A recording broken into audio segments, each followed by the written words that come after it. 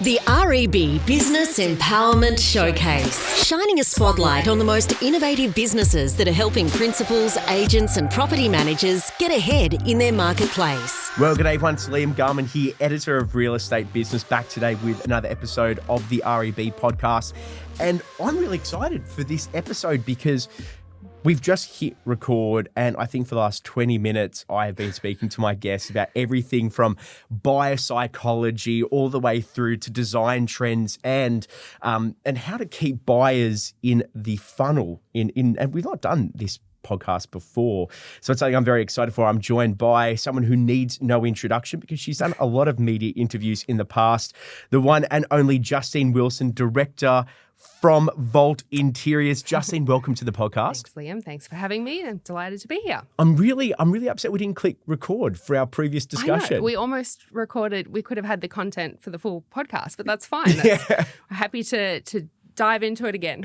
I think we've got a good 10 minutes of Instagram reels.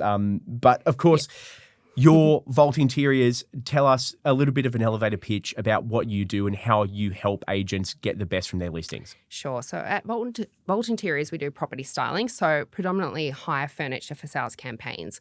We also offer some other services like removal and storage if the vendor's living in the property. We also do Airbnb fit outs, custom interior design. We do have a few different revenue streams and range of services, but like 80% of what we do day to day is property styling for sale and trying to help agents and vendors achieve their best result. Now, it's not as simple as, just walking into a house, as we were talking about before the podcast. Yep. You don't just throw some cushions here and then jazz it up. There is a whole methodology behind this when you go into a house. I know you mentioned things like, highlighting the specific features of a property. If you're in Paddington, there's going to be a specific buyer demographic that you'll be catering for, as opposed to maybe a more acreage out in Dural. They're not necessarily going to be the same. Definitely. When you walk into a property, when you've been contracted, can you give us a little bit of insight into your methodology from day one? Sure. So property styling is really varied and it's very interesting. It's all about trying to get the target demographic of the buyer. So as you noted, we work all over Sydney. So we might be helping a vendor that's living in a property and it's a family home in Thornley, or we might be doing a one-bedroom SMIC city unit, right, for an investor.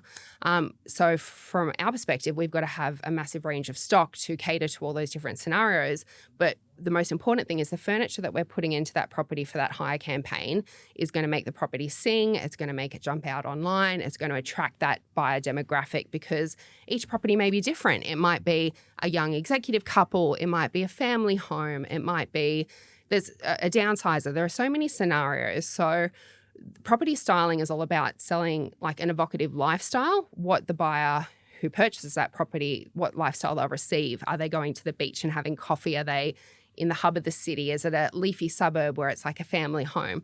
So the right staging can really highlight that, and it does it in a number of ways. It could be through colours and accents like blues that are referencing a water suburb. It might be the style of furniture. This is aspirational. It's inner city. It's trendy.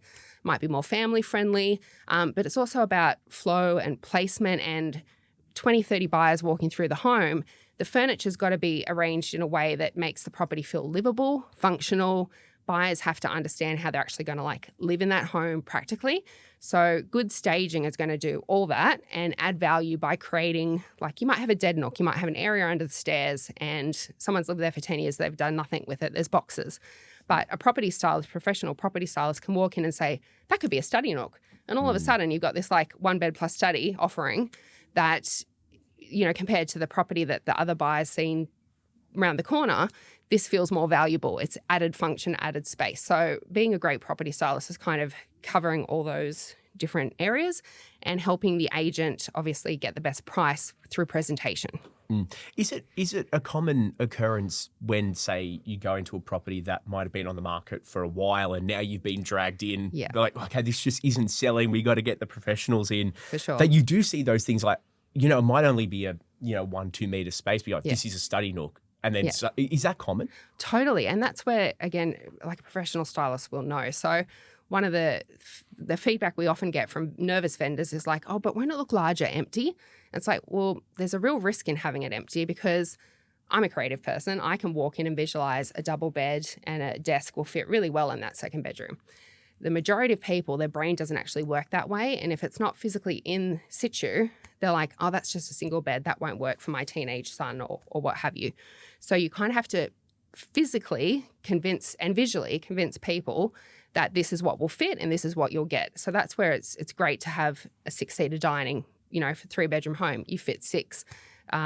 The secondary bedrooms, we're trying to put the biggest bed possible to showcase you can actually fit a lot of multi-generational families at the moment, or young couples thinking, might need to rent the second room, all different scenarios. So you just want to make as much value in your presentation as possible and convince the buyers what a wonderful, spacious, functional home it is. And if you don't physically put that furniture there, they just don't get it. We see it time and time again where someone's tried to cut on costs. They're like, let's just do an off-market, or let's just keep it empty. I don't want to paint or stage.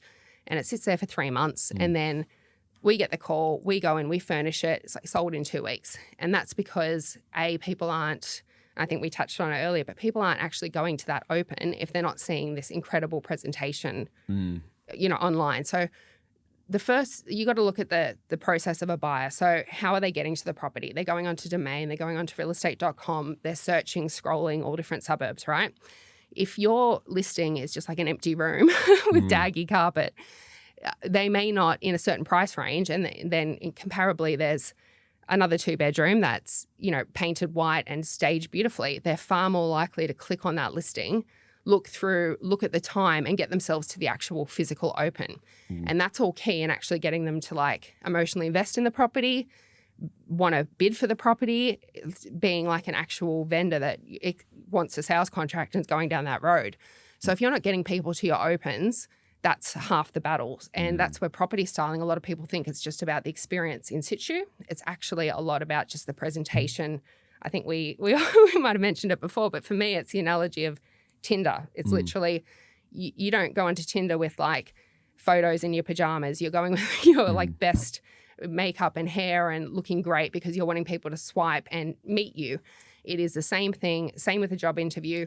You've got to put in the effort. You've got to present yourself well. And if you want the best result or like the high caliber, you've got to put that effort in. So the same with your property. It's got to look amazing and people will click on it and thus make an appointment to see it. There is a good argument there that agents need to reframe how they see styling because it's not at the bottom of that sales funnel, right? Yeah. That's where you think, to your point, you highlighted it, it's the expectation is, when I walk in, there's a nice bed, there's a this, there's a that. It actually goes a lot higher up the funnel, which is, it's unfortunate, but we know that, I'm going to pull out a number. I'm going to guess it's 80%. 80% of listings are going to happen between 10 and 12, 10 a.m. and 12 p.m. on a Saturday, right? For sure. So potential buyers, and if you've only got 20 to 30 days on market, which is, I think, average for most of Sydney. It's shifted a little in the last year or two, but it has shifted. Yeah. But people still have to be selective, which is why your Tinder analogy is so accurate because, if most of them are between 10 and 12, you've got to factor in 10, 15 minutes driving time between them. That's right. Parking time, this, that. Okay, you might fit in 4 if you look in the same area. So how are you going to be in the top 4? How do you stand out in the top 4? And I think that there is a huge buyer psychology point here because when I rented my first apartment, which was in Pitt Street, it was when my now wife and best friend, we all moved in together. We had a friend's style flat. Yep. And they did the viewing and I wasn't there. And I walked in and the place was empty and I'm like, oh my gosh, this is tiny. I can't believe it. What have we done? We're spending so much money. We're on the middle of Pitt Street. Like, this is ridiculous. We're not going to be able to walk around. Yeah. Then we bought in the nice sofa, the foosball table, the dining table. Everyone had double beds. Oh, it's actually huge. And we had this second room. And to your point about, empty spaces doesn't psychologically make it seem bigger a lot of the time. Because we looked at the second room where my best friend was going to live and we're like, I don't even think you're going to fit, a single bed in this. Yeah. And then suddenly you bring the double bed and it's, this is actually perfect. There's heaps of room. There is a huge buyer psychology element to it. And I do hate to say it, but a lot of agents do use AI generated images or they'll use, fish lens cameras. Yeah. And guess what? The New South Wales government's coming out and banning that. Yeah. So because buyers get disappointed, right? And that's the thing. It may work to get them to the open, but where I think virtual staging falls short is that emotional connection, they're not experiencing that when they walk through the door. So there is something about opening the door and seeing a beautifully furnished home that makes a buyer feel like, oh, this is aspirational, it's evocative, I can see myself living here, I can see myself having friends around on Friday night, there's my study area. That's what gets them to buy the property. They have to like visualize themselves living in the home. And if it's empty, there's a disconnection there. They can't picture themselves having that lifestyle. So that's one thing. The other thing is, let's say a vendor doesn't have a really big budget. They can't paint, redo flooring and etc. At the very least, they should do staging, because at least then it kind of is projecting what a new vendor might be able to do with if they kind of take those extra renovation steps. If they paint, it's kind of visually, it's like a cosmetic fix already, because we may be covering a stain in the carpet that, all of a sudden they're walking through in a 10, 15-minute window and they're remembering the styling and how the property felt overall. Now, it may need a repaint, the lights may be flickering, but it still feels nice enough they can at least see the potential of that home. Now, if they're walking through an empty home, all they're going to see is like the chip in the paint or that light switch needs fixing, etc. So it's also a distraction method, but it's flow and function too. So if they can't visualize, like I mentioned before, where's the sofa go? How does the dining area work? They literally might walk away and think, oh, that property is just way too small. And you've lost a sale. Yeah. So having the physical furniture that works for online presence, it works for adding value through function and flow, but it works on that emotional level. Like, how can I picture myself as a potential buyer living there? And that's why staging, more than anything, is so important. I definitely agree with that. It's the projection of you being in that space, and you and I, the lifestyle. The lifestyle. And you and I have spoken in the past about the challenges when people aren't able to project themselves living there. And the example that, you and I have spoken before is, when you go to an open home and there's the kind of tired bedding, there's there's the trophies, the name on the door, the kid's name on the door, and then like the marriage photos, the kids' photos. Yeah. From that psychological buyer behavior point of view, you said to me, and I thought this was fantastic, that those personal touches, it's a family home for them. Yeah. But that creates a little bit of a psychological barrier for the buyer to actually imagine themselves in there, because inherently, subconsciously, they're seeing themselves as a guest in this house. They're not really able to imagine, well, those could be, my photos, for example. So having the staging almost makes it, I hate to use the term. It's a bit depersonal, but in the right way. Yeah. And that's what vendors, I think, in a way, it's very hard because their home, if it's a scenario where they're living in, it's their family home, for example, it's such an emotional thing. They've lived there, they've raised their kids there, for example. It's full of memories, right? It can be very hard for a vendor to emotionally detach. But the reality is you've made that decision already. You're going to sell the home. You're not going to be living here anymore. How you lived in this property, and if you had that chair there or that pink wall in the daughter's room, in the nicest possible way, it's irrelevant, because you don't that may not appeal to the new buyer. So what you've got to do, if you're especially in the scenario of living in the home, like a partial style, which we'll touch on soon, you've got to depersonalize yourself. Like, a buyer should not walk through the home and see, look, it can go as far as religious icons, family photos, names, the pet bed, things like that, because it will make that buyer feel like they're visiting a friend's home and they don't connect with the home as much as a more depersonalized, broad appeal space. And that broad appeal thing is key. Like, you're trying to get the highest price. We're trying to cast the widest net for this home to appeal to the biggest group of people. And with property styling, like anything that's a successful way to approach things, there's a formula, and professional property stylists know that formula, and it is very much about depersonalizing, decluttering, the right scale items. It's not a personal reflection of how you've lived in the home and the beautiful furniture you've had, or as we talked about, I think like someone may have French provincial furniture. Amazing. They love it. It looks beautiful. Nothing wrong with that. But that may not be everyone's taste, and it's taste specific. So what we want to do as property stylists is maybe go more just contemporary or modern, because we know that might appeal to a downsizer or a family or an investor, so it's all about just trying to get you the best price. So it is a little bit of emotional detachment required, and there is quite a bit of buyer psychology involved in styling. It's very interesting. How do you go about balancing that? I find it fascinating where, with the French provincial, furniture, you can almost make the argument that if you're too luxury, or if you're too stylized, or you're too modern, or you're too cool, that actually you actually might alienate people. How do you strike that balance between this is a really nice looking place versus, hey, it's a little bit too cool for me? And the example that I give you is sometimes when I watch The Block, I'm like, it looks really cool, but and it's hyper modern, hyper interesting for very sophisticated buyers, but it's probably not my vibe. How do you find that balance? And it's a really interesting question, because I think a great property stylist needs to have a massive range of stock to appeal to the different types of properties. So like I mentioned, you might have a family home versus a unit, for example, or you might have a really classic period home. There's certain scenarios where it's totally appropriate to do, for instance, a warehouse conversion or a classic home. You are going to be more led into like funky industrial style or more classic, because it's actually highlighting the architecture and, again, the lifestyle that the buyer will receive by purchasing that specific property. In saying that, it's generally we won't lean into it completely. It's not going to be all Victorian style furniture. If it's that type of home, it's going to be a modern classic look, because we're trying to highlight the architecture of the home, the classic features, but also people that are in that price range. The property ticks the boxes, but they like modern furniture. Can modern furniture work in a classic home? Yes, it can. So it's about, again, finding that balance to appeal to both groups of buyers. So I think having a really big range and selecting the appropriate furniture for each property to highlight the architecture and the characteristics and the lifestyle is really important, but doing it in a way that's super broad appeal and, not too personal to one specific style.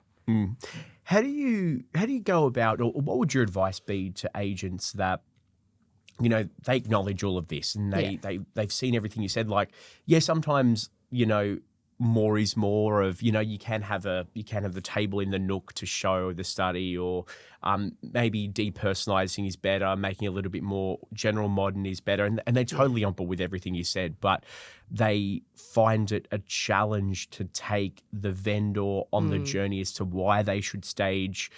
What advice could you give to agents to help them sell staging? Yeah, this is such a core important question, and kind of what I'm doing every day is helping and educating agents and vendors on the benefits of styling. So it comes down to a number of factors, right? You've got the vendor's budget, which is something we can discuss, and there are now all different ways that a vendor can kind of find the budget to invest in staging. And I call it an investment, not an outlay, because generally speaking, you will always see the results unless their expectations don't meet the market. Generally speaking, staging will always have a far better outcome for your sale than an unstyled home. So you can present that, the agent can present that to the vendor off the bat, like, you make this small investment and we will sell for X amount more. The other thing is a lot of vendors are held back by maybe the practicality and what's feasible. So in the scenario, it's a family home, the kid may be doing the HSC and it's just not a great time to, like, they haven't bought the other property, so they can't physically pack up the whole house, vacate and have it empty and fully staged, which would be logistically can often be a better outcome in that, we can tailor the scheme, it can look incredible. The vendor doesn't have to worry about making the beds every Saturday. It's easier for everyone, but that's not reality a lot of the time. A lot of the time they have to live in the home for financial reasons, for practical reasons, until they've sold it.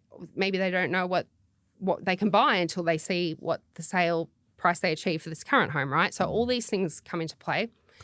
So I think for an agent, just understanding all the different staging services there are, like Vault Interiors, for example, specializes in like partial styles and helping vendors, whether we're removing and storing their current items, which we can do for the sales campaign, bringing in some key items. Let's say they've got a giant king modular, it's amazing, but it's really blocking the flow of the room, great for movie night, but it's making your living room look tiny, and a large family home, that's going against what we're trying to achieve.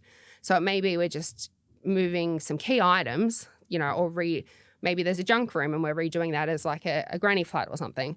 It's adding that function. We can remove, store their items, bring our items in. All of a sudden, you're still well presented, you're on the market, you're still getting the buyers to the door and living in the home.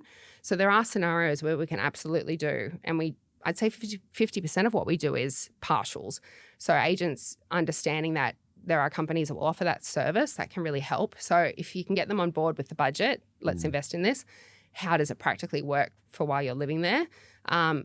Or even if it's empty, an investor, like you should stage because it will raise the price of the sale.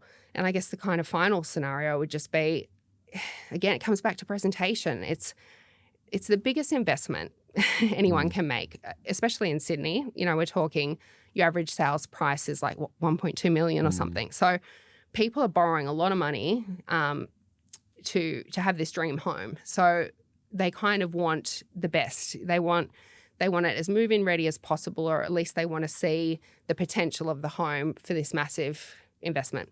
So I think staging is just kind of key. It's part of the formula. And for all those reasons we've already discussed, it will make that property stand out.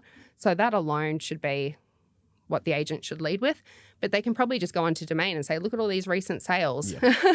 Look at what they've achieved. These are the styled ones versus the unstyled ones. And that alone will convince people. And most of us companies will have case studies and examples and things like that. Obviously, you know, you and the agent are kind of working to the same ends, which is looking after the seller, looking after the vendor. Can you give a snapshot that say an agent comes into a house and it's 1990s timber? It's not, and the example that you gave before I thought was fantastic. You know, you might have a big room, but then you've just got like kind of clutter everywhere, big stuff. You're like, okay, you've made a very big room look very small. The agent has suggested, okay, reach out to Vault Interiors. Yeah. What does your engagement look like with the vendor, and can you take us through that process? Sure. So it depends again on the vendor, if it's like an empty home or they're living in the home. So the first port of call is just the obligation-free quote. And look, it's not unusual for agents to have a few stylists they work with based on different price points and demographic and stock and all that jazz. Like we all have a niche in the market. We'll make a time with the vendor. We'll go through and advise on what we suggest they should remove, what we should bring in, give them a quote. If they're happy with that quote, obviously they can go ahead and engage with us. The process actually is pretty quick, generally speaking. I mean, some people are collating their quotes 3 or 4 months in advance and being super organized, but a lot of the time they're just making the decision that I'm ready to go in 2 weeks. Like, what do we need to do? And then the bigger conversation is, all right, are you moving out? Are we painting, carpeting, gardens, house washing and staging? Are we just staging? And that's something where the agent will kind of play with their budget and expectations to begin with. But we can work in either scenario. It's just about the overall best outcome for the vendor. Is it easiest for them feasibly to live in the home? And what does that partial style look like? Now, bear in mind, for a vendor to manage expectations, a partial style isn't necessarily cheaper than an empty style.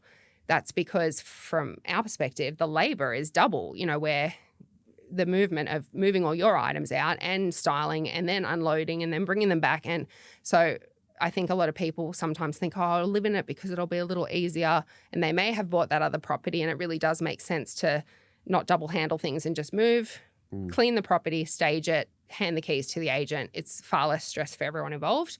But in the scenario where that's not realistic, we can absolutely help them.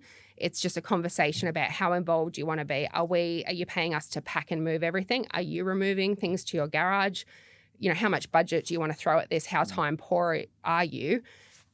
Everything's an option. It's just about, you know, how much they're willing to spend and how easy they want to make the process for themselves. For sure. Do you have any kind of, and look, you know, Sydney's such a big market and it's such a big city. So obviously there's not going to be a one size fits all kind of data point, but could you share some data points on, say, staged home versus non-staged homes? Sure. Well, look, there's research that just shows that if you style a property, you're probably going to get 10 to 20% more comparably to an unstaged property that's, you know, pretty much identical. That's massive. If you're spending 5 to 10 grand on styling and you're getting back 50 to 100 grand or more, that's worth the outlay. And I think that is a big hesitation for people, especially in today's market where people, to be honest, we've seen the market shift. They hemorrhage with cost of living, mortgage repayments, everything's gone up. Trying to find 20 or 30 grand to properly list your home is a big ask unless you're an investor with 15 properties already you bought in the 80s and you're very lucky. Yeah. You know, the majority of people like, where do I get this money from? So in that scenario, there are options, right? most property styling companies will expect payment up front for a variety of reasons, because we have to book the delivery, we have to pick the job. There's 5 days prep prior, right? We've got to pick it in the warehouse, prep it, load it, all before it even comes magically and set up in 4 hours. There's all this behind the scenes with like 5 staff, and we might be doing this 12 times a week on rotation. So there's lots of logistics involved. I think for the homeowner, if they can't find the funds up front, if they can't EFT it, credit card, etc., most agencies now, and this is pure demand since COVID, I've seen the vendor finance platform. So like your campaign agent, campaign flow, etc. And we're kind of happy to work in with agents on that. You know, it's still effectively, we're still being paid up front, but they're kind of financing on the understanding that when they settlement, when sale happens, being successful sale, that, you know, the painter and the gardener and the tradespeople are all, you know, they're kind of reimbursing the bill. Yeah, but we're kind of getting paid up front. So it's still kind of keeping the labour wheels turning. Now, there might be a little bit of interest, like I said, you know, that's part of it. But if overall they're spending 30 grand or 35 grand with interest and they've made 200 grand, it's absolutely worth doing. So they can discuss with their agent what options there are. It's up to them if they want to, you know, cut the interest cost and just pay for everything up front. But they should be realistic about, like, even if it's a 1-bedroom unit, it's still going to cost you 15 grand to sell. You've got like marketing, cleaning, photography. Like, there are all sorts of little elements that I think people forget when they're listing a home for sale. And if they really do, you know, the property down the road sold for 1.6, yeah, but it was styled and it was shot beautifully and, you know, all these things. So if you go by the formula, you'll see the results, but it's at a cost, like everything. Absolutely. Now, obviously, this isn't a question for Vault Interiors, but have you ever seen times where maybe styling hasn't, or staging has had some challenges? Oh, for sure. Look, and to be honest with you, and I don't want to offend anyone, but that generally comes down to an unrealistic vendor, to be perfectly frank with you. It's not that the agent hasn't done their job or the stylist hasn't done their job. It's the vendor's expectations. And the last 4 years, it's been such a shifting market, you know, boom, drop, quiet periods, a lot of nervousness around the interest rates, the RBA, uncertainty about the future. This has all impacted the property market, right? So what you could achieve a year ago might be very different to what you can achieve now. But I think people need to look at the big picture. There's never a good time. Well, maybe it's the opposite. Maybe it's always a good time to sell, because let's say you bought in a boom period. Obviously, you're selling, you feel like, oh, but it's dropped 5%, but you've probably still made equity and growth. The reality is the equity shift that people have seen in the last 10 years is ridiculous. We're talking like some people have made $1 million on a property. Like, it's been insane. Actually, the last 20 years, property has continued to grow. So you might sell a little high and buy a little low, but it's all kind of comparable. If you look at, you know, that pattern, you've still made growth, I guess is what I'm trying to say. So for them, you know, spending the money to get it right and get the best result kind of makes perfect sense. Do you have any tips for... Oh, what were the challenges? Yeah, sorry, I'm so sorry. I went off on a tangent. And that's why we can edit it. Yeah, thank you, please. What are the challenges? So in those scenarios, if people are expecting the same result as last year, but the market shifted a little bit, they still probably made some money. It's still worth kind of styling and selling to get the best result now, because you're going to find that the next property you buy is probably at that lower end anyway. So you can't. It's what I'm trying to say is it evens out. Well, sure, yeah. You you know, whether it's, you know, boom or bust, we don't want to say the bust word, but, you know, whether it's up or down, you're typically, not all the time, but you're typically buying and selling in the same market. So if the market is inflated, well, you're selling at an inflated price, you're buying an inflated price. Correct. If you're selling low, you're buying low. Correct. So, but I guess that it speaks for itself, because you might have, the vendor might come out with a comparable from 12 months ago. It's like, well, that's fine. That was a different market. So exactly. You know, that comparable that sold for 1.6 last year might be going for 1.45. Yeah. So the fact that you got 1.5 is relatively, with what the market is demanding, you've overperformed. Yeah, exactly. That's right. And then look at that result compared to 6 years ago, you know. So it is in those scenarios, that's where a vendor may be disappointed, but that unfortunately that's just reality of the market. And if they kind of educate themselves on the recent sales, or the agent's really honest about what's achievable here, if those discussions are had up front, then it should all go pretty smoothly. And I think that's where great agents exceed, and the ones that are kind of inflating things may struggle. And that's when you get those listings that are sitting there for 6 months. In saying that, because of the interest rate situation and buyers getting finance from the banks more than anything, like the serviceability cap, they just cannot get the loans, right? So it just pushed down the market, and people are afraid in that scenario. So that meant that last year, what we saw, a really busy year, a lot of listings came on, but it wasn't any specific agent's fault. But things were, instead of the average 6-week hire campaign, most styling companies doing 10 weeks, 12 weeks, just because the shift was, the banks are being more delayed in the cooling off period or whatever the scenario. Things were taking longer to sell. So that may have made some vendors nervous. But again, it's a shifting market. That's what was happening with the high interest rates. They're still achieving sales, but it may have gone from like 42 days to like 80 days.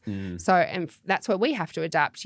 What's the higher term? What's the price point? What can we do to kind of assist in this shifting market? So, still styling, you're more likely to sell in that scenario more than ever, because when there's pressure on the market, that's where you've got to put your best foot forward more than ever. It comes into that communication point. It comes down to the realistic, the realism of the vendor as well, because like you mentioned, if you're in that lower period, I guess, that's where fingers start getting pointed, and it's like, well, the agent's not done a good enough job with the listing. It's not done this. Like, well, mate, the listings in our area have doubled. There's a lot of supply at the moment. That's Totally. And so that's where things like staging and design becomes key to cut through the clutter. Because when listings are tight and things going really well, and people are really optimistic about the future, sure, like you might. Vendors going to look at this differently. Some might say, I don't need the staging. Some might get not say greedy, but some might see the benefit of the extra 10% while price is already high, and vice versa. The buyer psychology of it is that there might be vendors out there that have a very communicative agent, and the agent might say, hey, look, supply is high at the moment. There is a lot of uncertainty in the market, and they might start getting very price conscious. 100%. And they might get so price conscious, whereas actually, because supply is high, now's the time you need to cut through the clutter. And now's the time, hey, whereas you might have got an extra 10% last year, you might actually get an extra 15% now because you are breaking through that supply. Exactly. And the other vendors are too nervous to spend money, so your listing's going to jump even more. It's relative, right? It's relative to what else on the market. Exactly. Now, I'd love to get some expert tips from you. We've highlighted a few times that styling's changed, design changes, people have different tastes, different vibes. Can you share with some of our sales and listing agents maybe an insight into some of the design trends at the moment? Yeah, of course. Look, again, it depends on the property, the demographic that we're trying to appeal to.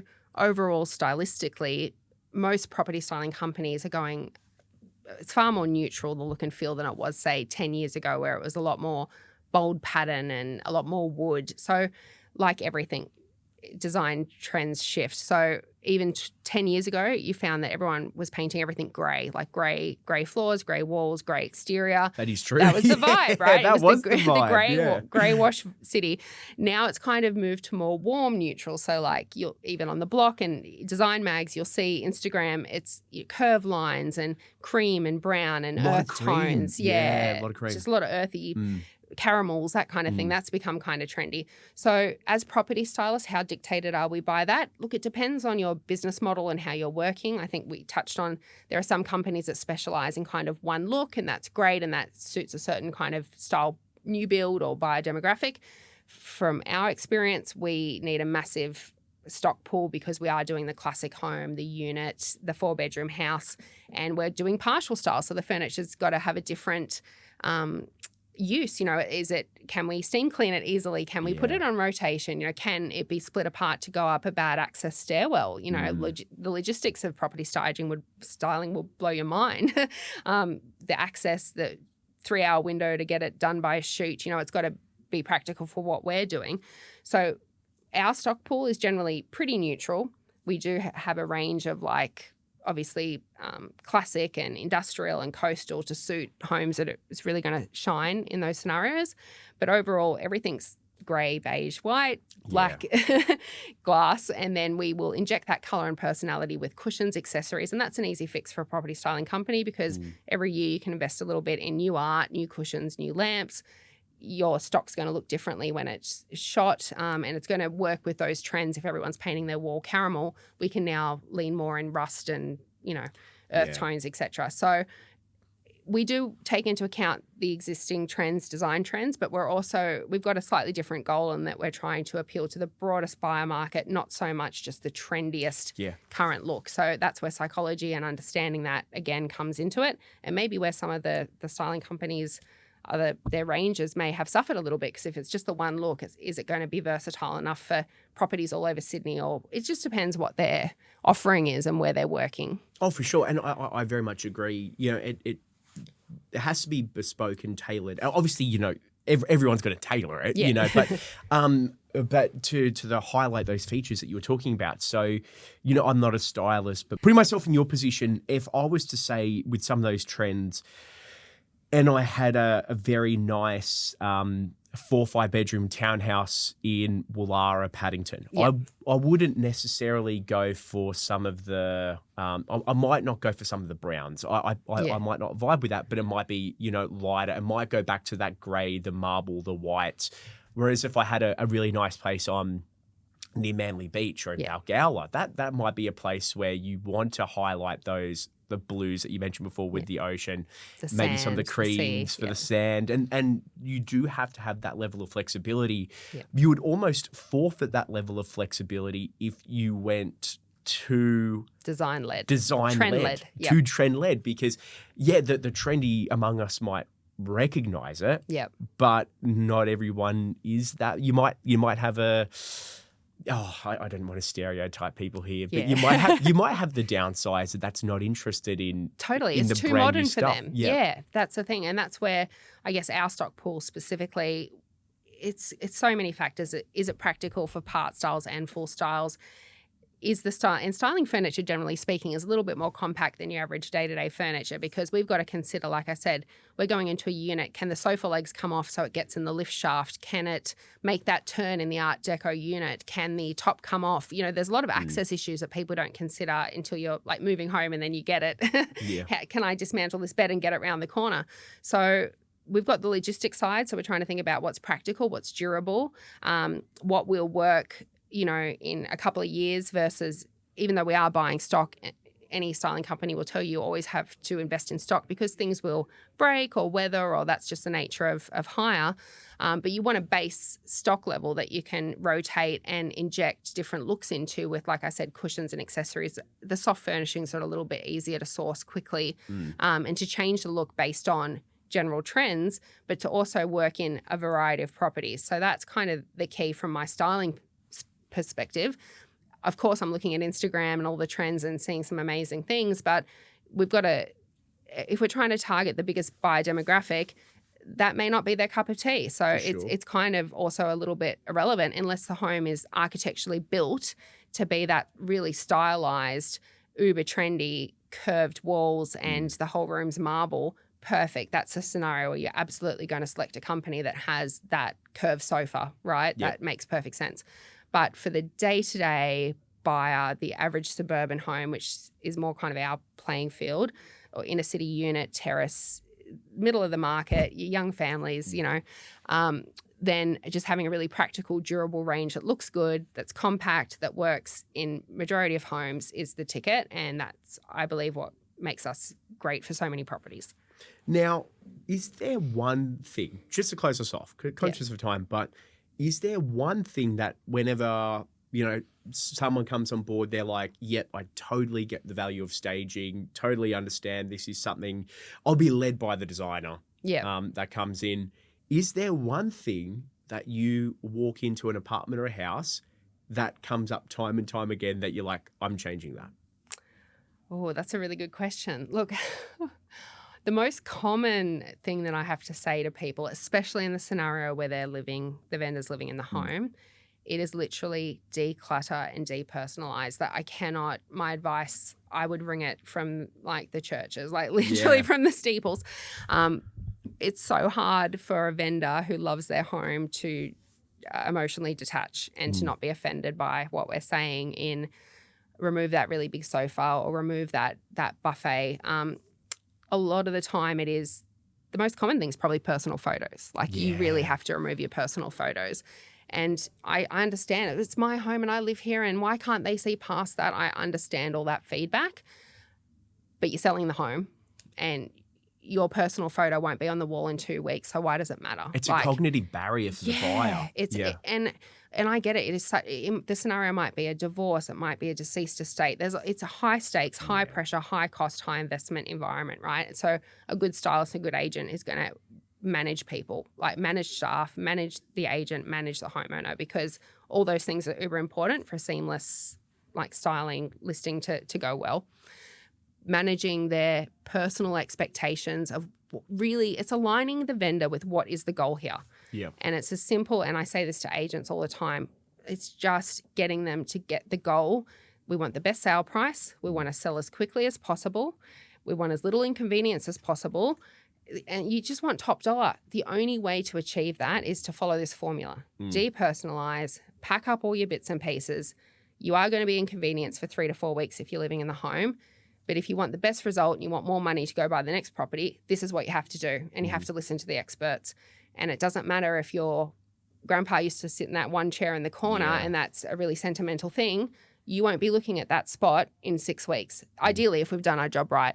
And that seems a bit harsh and a bit cruel, but that's just the reality. And to be honest about it is to give them the best advice, because get the styling in, take the photos, get the offers out, get it sold. In 10 weeks' time when you've moved, it's irrelevant. It doesn't matter if you personally like the cushion we've selected or not. If we've sold your house for great value, that's the whole reason. And we see it. That's why we exist. It's why we're good at what we do. I can imagine it seems like there's going to have to be a lot of courageous conversations that come out, especially, and you highlighted, there's a reason that people, sell and divorce and deceased estates are, top drivers, right? Yeah. And it would take a pretty courageous conversation to take grandpa's photo off the wall. Oh, it's hard. Look, a lot of my job, because I'm, the BDM in the business, I'm on the road with the agents and the homeowners all day long. It's hard. It's emotionally hard. Like I see people cry. I see all these things. Sometimes when we're doing a partial install, that's a scenario where you really got to manage that vendor, because it's very foreign to them for people coming into their home and packing things up and moving. And then there's a little bit offensive, like, oh, you didn't like my sofa there. But it's really not a comment on any of that. It's like, yeah, your sofa there was great when you're watching TV on a Saturday night, but can 30 buyers walk past to the French door, which is a big selling feature? Yep. Your alfresco zone that is being blocked by, kids' bookshelves, like stuff. Stuff. It doesn't mean we don't think your home's great or you're not a success in your home. It's really like, it's depersonalizing, and part of my job is to manage that for them, hold their hand, explain the benefits. Once they kind of get on board with, oh, you're doing this not to insult me, but you're doing this to help me get the best price, the whole conversation shifts. And like 90% of my job is just convincing people. And then once they've seen it, once it's sold, that like we get the feedback. Oh, it's sold. You were right. It's amazing. That's why we are, the established business for 14 years that we are. Yeah, it's funny. It's almost like, and obviously drawing a bow here, but it's almost like a conversation with a doctor, right? It's like, hey, Liam, you got to watch your weight, mate. Yeah. Like, it's like, and then I get offensive. Like, but I'm doing it to help you. Like, this is a conversation 100%. That I'm offering you this advice because I want you to be healthy. I want you as a vendor to get the highest possible. I can only assume with Volt, a lot of your business comes from recommendations from agents or word of mouth. Totally. Someone blew their listing out of the water and they're like, well, you should go see these guys. They were so good. Inherently, for the success of your business, for Volt to keep growing, you need to do a good job. Yeah. We don't have a single retainer. We are one of the small industries where you do not have a single retainer client. Like I never know 3 weeks in advance what my business looks like, which is terrifying, but also part of the challenge, part of the reality, and why we've been in business so long, because you can kind of guess a pipeline depending on the season. The last 2 years, I will say, and a lot of agents will agree with me, has been a lot harder than ever to predict it's been unprecedented. COVID, interest rate hikes, cost of living. True. The market shift has been, and that's a whole nother podcast. I could go on and on about the economics and policies and whatnot, but, today's not the forum. But it's shifted everything from the way we live to the way we sell to businesses like mine that are labor, the cost to operate, all the factors. So all of us, I guess, there's probably a larger number of agents and stylists like trying to win a smaller number of listings because the confidence hasn't been there. So the ones of us that have stayed in business or kind of stood the test of this really challenging, I'm not going to downgrade it, it's been really hard in our industry for the last couple of years. It kind of weeds out the people that are really going to stand the test of time and how adaptable you are and how you can shift to that market. And our whole goal is to assist vendors. Then we have to kind of shift our tactics too, whether that's longer term hire or whatever it is, working with agents for vendor finance, looking at the reality of the changing market and adapting. And that's what a good property stylist will do because the goal is still the same. Sell the property for the best amount of money as quickly as possible. Especially, when you like you mentioned campaign agent and stuff before. We know those guys and the hurdles getting lower, I think, in terms of, you would in previous times had to have had that money. Well, now you can do it after settlement, which is fantastic. Great. Now, Justine, for people who want to reach out, how can they get a hold of you? Well, thank you for mentioning it. We're obviously on all socials. So we've got Facebook, Instagram, vaultinteriors.com.au. They can find us via the website, give us a call, have a look at our body of work on socials. If you're engaging us and we're sending you an online quote, and that's something to mention, don't be held back by the fact that you've got a tenant in there and you're thinking of selling in 3 months. We can give you a quote based off a floor plan. Post-COVID, that's kind of the norm in our industry. If it's a partial style, of course, we want to walk through the home and we want to advise you on that bedside moves and that bookshelf moves, etc. So it depends on the scenario, what kind of sale we're talking about. But give us a call, obligation-free quote. And we do, like I said, custom buy packages. A lot of people see our styling and want to buy it for their actual home. So that proves kind of what we do. And the other side is the higher side.